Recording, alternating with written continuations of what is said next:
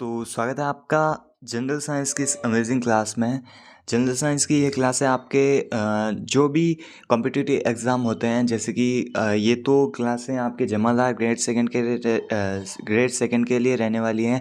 पर जो भी कॉम्पिटिटिव एग्ज़ाम राजस्थान में कंडक्ट होते हैं 12th लेवल के, ग्रेजुएशन लेवल के, उन सभी में आपके लिए ये क्लासें बेनिफिशियल रहने वाली है। अगर आप एसएससी दे दो, सीजीएल दे दो, उसके बाद रेलवे दे दो, एनटीपीसी दे दो, और राजस्थान में कंडक्ट होने वाले स्टेट लेवल के exam, CET, graduation level, 12th level, सभी एग्ज़ामों में ये क्लासें आपके लिए बेनिफिशियल रहने वाली हैं। तो आज हम स्टार्ट करने वाले हैं हमारा first topic food and nutrition, भोजन और पोषण के बारे में। यह साइंस की प्रथम क्लास रहने वाली है और अगर आप इन क्लासों को पढ़ लेते हो तो आपको अदर क्लास से देखने की ज़रूरत मेरे हिसाब से नहीं रहने वाली। तो वीडियो को लाइक कर दीजिएगा और चैनल को सब्सक्राइब कर दीजिएगा ताकि आपको नोटिफिकेशन पहले मिल सके।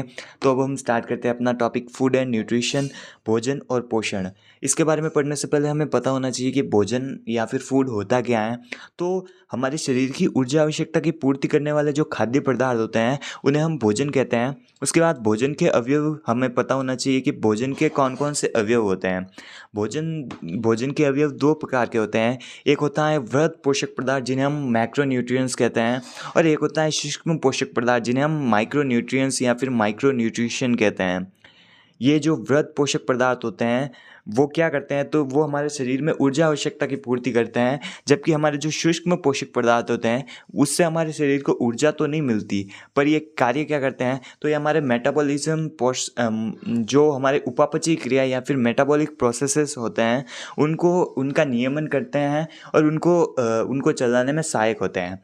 तो वृहद पोषक पदार्थ और सूक्ष्म पोषक पदार्थ इनमें कौन कौन से आते हैं, तो वृहद पोषक पदार्थ में आता है कार्बोहाइड्रेट, वसा और प्रोटीन, जबकि सूक्ष्म पोषक पदार्थ में आता है विटामिन, जल एवं खनिज लवण, और उसके बाद आता है रुक्षांश। रुक्षांश क्या होते हैं, तो ये फाइबर्स होते हैं, मतलब फ्रूट्स एंड वेजिटेबल्स में जो विटामिन मतलब जो रस के अलावा जो वेस्टेज या फिर वेस्टेज नहीं कह सकते, जो पदार्थ होता है उन्हें हम रुक्षांश या फिर फाइबर कहते हैं। सूक्ष्म पोषक पदार्थ क्या होते हैं, तो ये तो अब हम स्टार्ट करने वाले हैं हमारे भोजन के अवयव के बारे में। तो सबसे पहले हमें अगर अकॉर्डिंग टू दिस चार्ट, तो अगर हमें इसके अकॉर्डिंग पढ़ना हो तो सबसे पहले हमें वृहद पोषक पदार्थ पढ़ना चाहिए, पर जो इम्पोर्टेंट है एग्ज़ाम की दृष्टि से वो सूक्ष्म पोषक पदार्थ हैं, उसमें भी विटामिन मोस्ट इम्पॉर्टेंट हैं जहाँ से लगातार सवाल बनते हैं। तो हम सबसे पहले इस विटामिन को ही पूर्ण करेंगे और अब हम पढ़ना स्टार्ट करने वाले हैं सूक्ष्म पोषक पदार्थ या फिर माइक्रो न्यूट्रिएंट्स। इनमें ये क्या होते हैं, तो ये हमारे शरीर को ऊर्जा नहीं देते, पर ये उपापचयी क्रियाओं का नियमन करते हैं। यहाँ तक हमने पढ़ लिया था। उसके बाद हम स्टार्ट करने वाले हैं हमारा फर्स्ट टॉपिक विटामिन, फर्स्ट सूक्ष्म पोषक पदार्थ विटामिन के बारे में। विटामिन क्या होता है, तो विटामिन की खोजकर्ता कौन थे, ये सवाल पूछा जाता है।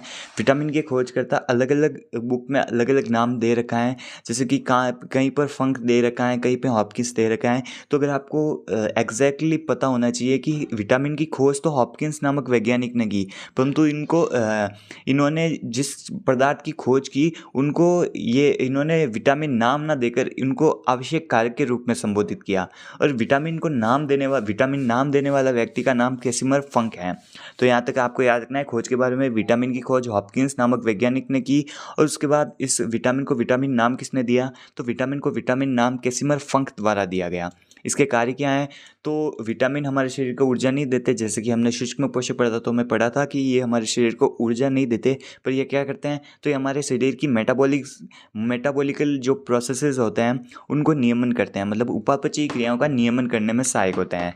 उपापचयी क्रिया होते क्या हैं या फिर मेटाबॉलिक प्रोसेसेस होते क्या हैं, तो ये जैव रासायनिक क्रिया होती हैं जो दो प्रकार की होती है। एक होती है कैटाबॉलिक क्रिया और एक होती है एनाबॉलिक क्रिया।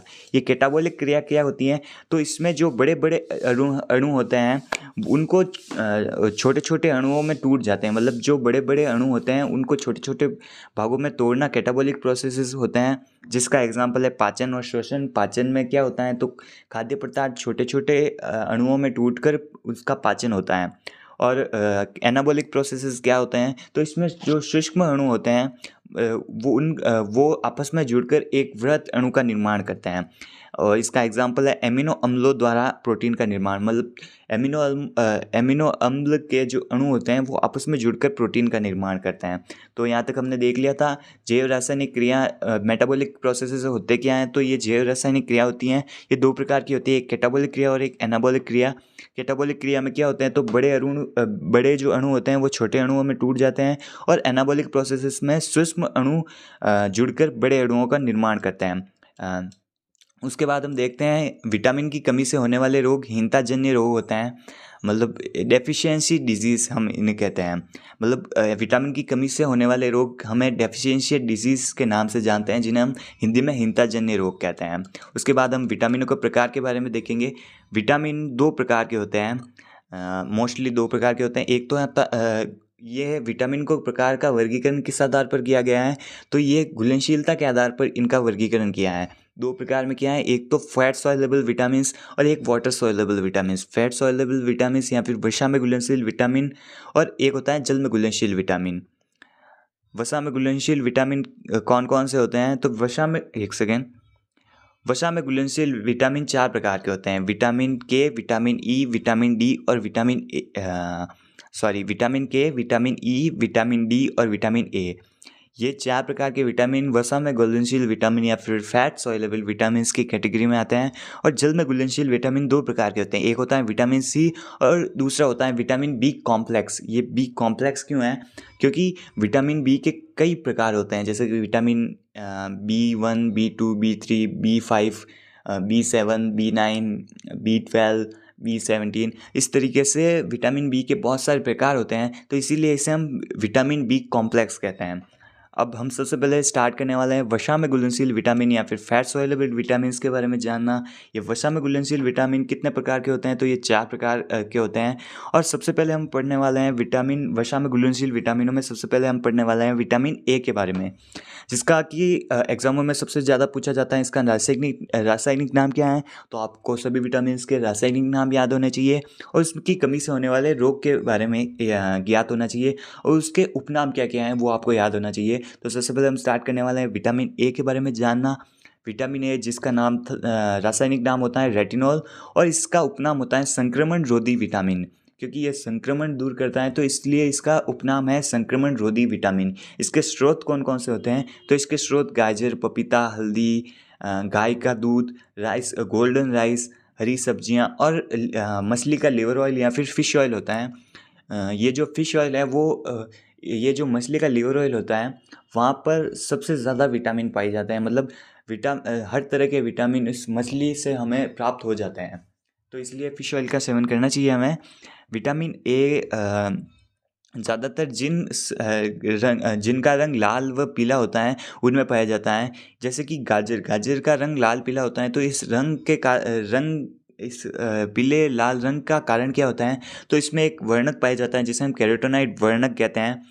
जब ये हमारे शरीर में जाता है तो ये लीवर को एक्टिवेट करता है, और विटामिन ए का निर्माण लीवर से होता है, ना कि गाजर से। गाजर में एक वर्णक पाया जाता है जिसे हम कैरोटीनॉइड वर्णक कहते हैं, वो हमारे शरीर में जाकर लीवर को एक्टिवेट करता है, जहाँ से लीवर से हमारे शरीर में विटामिन ए का निर्माण होता है। यहाँ तक हमने पढ़ लिया था। विटामिन ए को यकृत से निर्माण होता है। यकृत के कहाँ से होता है, तो रेडोप्सिन नामक जो जगह होती है वहाँ से विटामिन ए का निर्माण होता है। विटामिन ए की कमी से होने वाले रोग सबसे पहले आता है रतौंधी या फिर नाइट ब्लाइंडनेस। इसमें क्या होता है, तो इसमें हल्के प्रकाश में हमें धुंधला दिखाई देता है। उसके बाद आता है DES या फिर ड्राई आई सिंड्रोम, जिसमें क्या होता है, तो आँखों में शुष्कता आती है, जैसे कि नाम से ही पता चल रहा है, और इसका एक अदर नाम है जीरोऑप्थेल्मिया। उसके बाद नेक्स्ट रोग आता है ग्लोसाइटिस, जिसमें क्या होता है, तो जीभ पे संक्रमण होता है, और एक होता है किरीटोमलेशिया। ये चार तरीके के रोग होते हैं विटामिन ए की कमी से। उसके बाद नेक्स्ट वसा में घुलनशील विटामिन या फिर फैट सॉल्युबल विटामिन्स की कैटेगरी में आता है विटामिन के, जिसके तीन रासायनिक नाम है, एक तो क्विनोन, एक निफ्थोक्विनोन और एक होता है मेनोक्विनोन। इसको रक्त स्राव रोधी विटामिन भी कहते हैं, क्योंकि ये प्लेटलेट्स के साथ मिलके हमारे रक्त का थक्का जमाने में सहायक होता है, जिसके कारण इसे रक्त स्राव रोधी विटामिन भी कहते हैं। इसके स्रोत कौन कौन से हैं, तो इसके स्रोत हैं हरी सब्जियां, पालक और मछली का लीवर ऑयल या फिर फिश ऑयल। उसके बाद इसके कार्य क्या क्या हैं, तो इसके कार्य हैं रक्त का थक्का जमाने में सहायक होता है, और जब डेंगू होता है तो हमारे शरीर में प्लेटलेट्स की कमी हो जाती है। या फिर प्लेटलेट्स या फिर जिन्हें हम बीमाणु कहते हैं उसकी कमी हो जाती है। तो इसी कारण डेंगू के इलाज में रोगी को बीमाणु के साथ विटामिन के का इंजेक्शन भी लगाया जाता है। उसके बाद नेक्स्ट है हमारा विटामिन डी। वसा में घुलनशील विटामिनों में नेक्स्ट आता है हमारा विटामिन डी, जिसका कि रासायनिक नाम है कैल्सीफेरोल। और ये सनशाइन, इसका उपनाम है सनशाइन विटामिन या फिर धूप का विटामिन। आपने छोटी क्लासों में पढ़ा ही होगा कि विटामिन डी हमें धूप से मिलता है, तो इसी कारण इसे हम सनशाइन विटामिन या फिर धूप का विटामिन भी कहते हैं। ये दो प्रकार के मोस्टली होते हैं, मतलब हमारे एग्ज़ाम की दृष्टि से इसके दो पार्ट ही इंपॉर्टेंट है। एक तो विटामिन D3 जिसे हम कैलो कैल्सीफेरोल कहते हैं, और विटामिन D4 जिसे हम ऑर्गो कैल्सीफेरोल कहते हैं। विटामिन डी हार्मोन की तरह कार्य करता है क्योंकि ये हमारे शरीर की स्किन से बनता है। जो हमारे स्किन के ऊपरी भाग होते हैं, एक कोशिका होती हैं जिसे हम ऑर्गो कोलेस्ट्रिरोल कोशिका कहते हैं। ये जब सूर्य की रोशनी में आती हैं तो यहाँ से हमारे शरीर में विटामिन डी का निर्माण होता है। ये मानवों में ये कार्य क्या करता है, तो विटामिन डी का कार्य होता है कि हमारे जो आंत होते हैं तो आंतों में से कैल्शियम का अवशोषण करवाता है। इसके स्रोत कौन कौन से हैं, तो इसके स्रोत हैं त्वचा, मांस, दूध, अंडा, मशरूम, फिश ऑयल और आदि। तो जो ये विटामिन डी है वो हमें मोस्टली नॉनवेज से प्राप्त होता है। उसके बाद हम देखते हैं इसकी कमी से होने वाले रोग। तो इसकी विटामिन डी की कमी से बच्चों में तो रिकेट्स रोग होता है जिसे हम सूखा रोग भी कहते हैं। इसमें होता क्या है, तो पैर अंदर की तरफ मुड़ जाते हैं और हड्डियां कमज़ोर हो जाती हैं। विटामिन डी जैसे कि कैल्शियम का अवशोषण कराता है, तो विटामिन डी की कमी होने पर हमारे शरीर में कैल्शियम का अवशोषण कम होता है, जिससे कि हमारी जो हड्डियाँ होती हैं, बोन्स होती हैं, वो कमज़ोर होती हैं। तो इसी कारण बच्चों में रिकेट्स रोग होने पर हड्डियाँ कमज़ोर होती हैं, और हड्डियाँ कमज़ोर होने पर पैर की हड्डियाँ सबसे ज़्यादा मजबूत हमारे पैर की हड्डियाँ होती हैं, और सबसे बड़ी हड्डी हमारे पैर जांघ की हड्डी जिसे हम फीमर कहते हैं वो होती हैं। तो इसी कारण हड्डियाँ कमज़ोर होने पर हमारे पैर अंदर की तरफ मुड़ जाते हैं। उसके बाद नेक्स्ट वयस्कों में विटामिन डी की कमी से ऑस्टियोमलेशिया रोग होते हैं, इसमें भी जो हड्डियाँ कमज़ोर हो जाती हैं। उसके बाद नेक्स्ट हमारा वसा में घुलनशील विटामिन या फिर फैट सोल्युबल विटामिन की कैटेगरी में आता है विटामिन ई, जिसका कि रासायनिक नाम है टोकोफेरोल। इसका उपनाम है ब्यूटी विटामिन, सुंदरता का विटामिन और प्रजनन विटामिन, क्योंकि हमारे शरीर में जो सेक्सुअल प्रोसेसेस होते हैं उनमें सहायक होता है, तो इसीलिए इसे प्रजनन विटामिन। और ये हमारी स्किन को हेल्दी करता है या फिर हेयर हेल्थ के लिए भी ये आवश्यक होता है, तो इसी कारण इसे ब्यूटी विटामिन या फिर सुंदरता का विटामिन भी कहते हैं। बाल व त्वचा के लिए महत्वपूर्ण होता है, यहाँ हमने देख लिया था। इसके स्रोत कौन कौन से हैं, तो इसके स्रोत हैं बादाम, जर्म ऑयल, हरी सब्जियां और फिश ऑयल, मतलब मछली का लिवर ऑयल। विटामिन ई की कमी से महिलाओं में तो जो बांझपन होता है वो होता है, और पुरुषों में नपुंसकता आती है, मतलब जो हमारे सेक्सुअल डिजीज़ होते हैं वो भी विटामिन ई की कमी से हो सकते हैं। उसके बाद नोट इसका उपनाम एक और है बांझपन रोधी विटामिन और एंटी स्ट्रेलिन विटामिन। विटामिन ई के ये जो उपनाम है वो हमें एग्जामों में पूछे जाते हैं और वो हमको याद रखना है। सॉरी। उसके बाद हम नेक्स्ट देखते हैं जल में घुलनशील विटामिन या फिर वाटर सॉल्युबल विटामिन के बारे में। सबसे पहले इसमें हम देखते हैं विटामिन सी के बारे में, जिसका कि रासायनिक नाम है एस्कर्बिक अम्ल।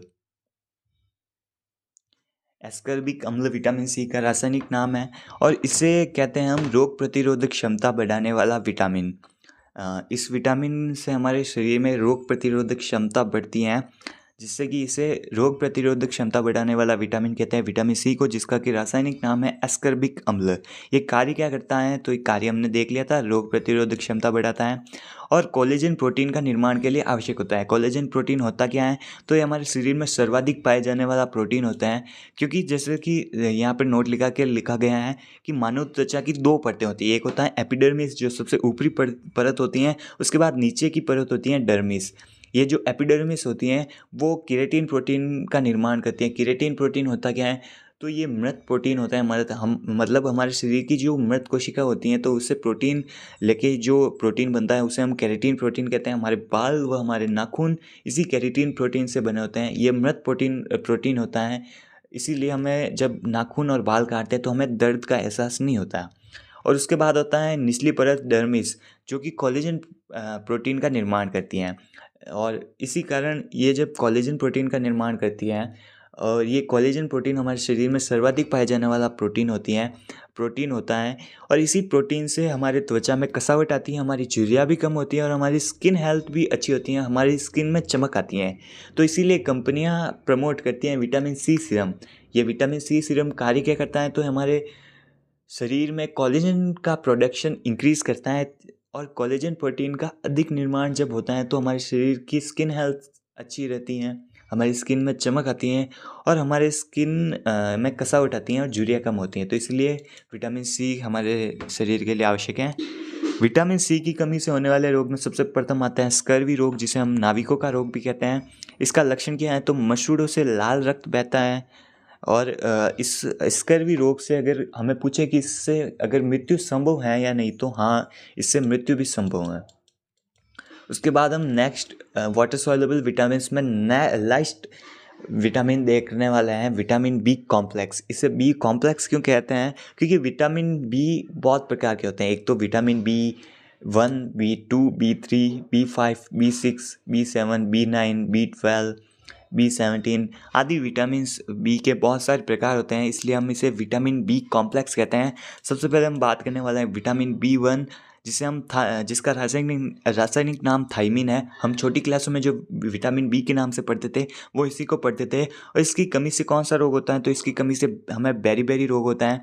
बेरी भी दो प्रकार के होते हैं, एक तो होता है ड्राई बेरी और एक होता है आर्द्र बेरी।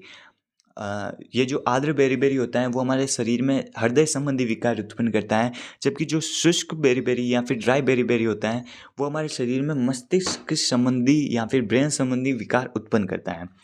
और ये जो थाइमिन है वो पाया कहाँ जाता है, तो वो गेहूँ या फिर जो हमारे चावल होता है तो उसकी जो बाहरी परत होती हैं वहीं पर वो जो भूरी परत होती है उसी को वो थाइमिन की ही बनी होती हैं। और जो अंदर का जो वाइट पार्ट होता है वो स्टार्च का बना होता है। स्टार्च हमारी बॉडी के लिए इतना फ़ायदेमंद नहीं होता जितना कि ये थाइमिन होता है, तो इसीलिए हमें मैदे खाने से मना किया जाता है। और जो पॉलिश्ड राइस होते हैं, जहाँ पर ये पॉलिश्ड राइस या फिर वाइट राइस खाया जाता है वहाँ पर ये बेरी रोग होने की संभावना अधिक रहती है। तो इसी कारण जो फिटनेस इन्फ्लुएंसर होते हैं वो ज़्यादातर ब्राउन राइस को प्रमोट करते हैं और गेहूं को प्रमोट करते हैं। जो नेचुरल एथलीट होते हैं या फिर जो नेचुरल बॉडी बिल्डर या फिर फिटनेस ट्रेनर होते हैं वो हमें ये थाइमीन मतलब ब्राउन राइस और जो हमारे बिना पॉलिश्ड अनाज होते हैं उनको खाने को प्रेफर करते हैं। उसके बाद नेक्स्ट हम देखते हैं विटामिन बी का रासायनिक नाम होता है राइबोफ्लेविन।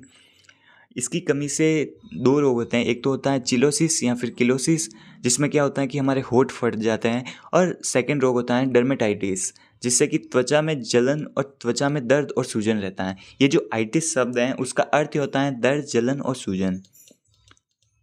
उसके बाद नेक्स्ट आता है हमारा विटामिन B3, जिसका कि रासायनिक नाम है नियासिन या फिर निकोटिनिक अम्ल। इसकी कमी से प्लेगरा रोग होता है, जिसे हम 4D रोग भी कहते हैं, क्योंकि इसमें चार स्टेज में चार रोग होते हैं। सबसे पहले डायरिया, उसके बाद डर्मेटाइटिस, उसके बाद डिमेंशिया। या फिर डिमेंशिया में क्या होता है, तो हमारे शरीर में जो याद होती हैं तो ये हमारी याद की कमी होती है, मतलब मेमोरी लॉस होता है और हमें भ्रम होता है, जिसे हम डिमेंशिया कहते हैं। और उसके बाद डेथ भी संभव है, तो इसलिए डेथ हो जाती है, तो इसे हम प्लेगरा रोग या फिर 4D रोग भी कहते हैं। प्लेगरा रोग कहाँ पर होता है, तो जब ज्वार खाने वाले इलाकों में ये रोग होने की संभावना अधिक रहती है, क्योंकि ज्वार में इस प्लेगरा रोग के जो लक्षण पाए जाते हैं। उसके बाद विटामिन B5, जिसे हम कहते हैं पैंथेनिक अम्ल, ये बालों के लिए महत्वपूर्ण अम्ल हैं। और इसी जो रासायनिक नाम है, इसी नाम से हमारे जो पैंटीन शैम्पू बिकता है, जहाँ पर हम इसके ऐड में देखते हैं कि यहाँ पर हमारे शैम्पू में विटामिन B5 की अधिकता है, विटामिन C की अधिकता है। तो ये पैंथेनिक अम्ल इसीलिए उस पैंटीन शैम्पू में ये नाम मेंशन किया गया है। पैंथेनिक अम्ल या फिर विटामिन B5 हमारे बालों के लिए महत्वपूर्ण होते हैं, और इसकी कमी होने पर हमारे बाल रुके सूखे हो जाते हैं और हमारे बाल खराब हो जाते हैं। उसके बाद विटामिन B6, जिसे हम पाइरोडेक्सिन विटामिन कहते हैं, ये इसमें होता क्या है, तो इसकी कमी से हमें सपने याद रहने लग जाते हैं। इसकी कमी से हमारे एनीमिया रोग हो जाता है, जिससे कि एनीमिया रोग होता क्या है, तो एनीमिया रक्त अल्पता कहते हैं हम उन्हें, या फिर खून की कमी भी कहते हैं, हीमोग्लोबिन की कमी भी हो जाती है, Fe मतलब लोहे की कमी भी हो जाती है, और RBC रेड ब्लड सेल जो होते हैं उनकी भी कमी हो जाती है। Fe ये जो लोहा है वो हमें प्राप्त कहाँ से होता है, तो वो हमें आंवला, सेव, गुड़ और पालक से होता है।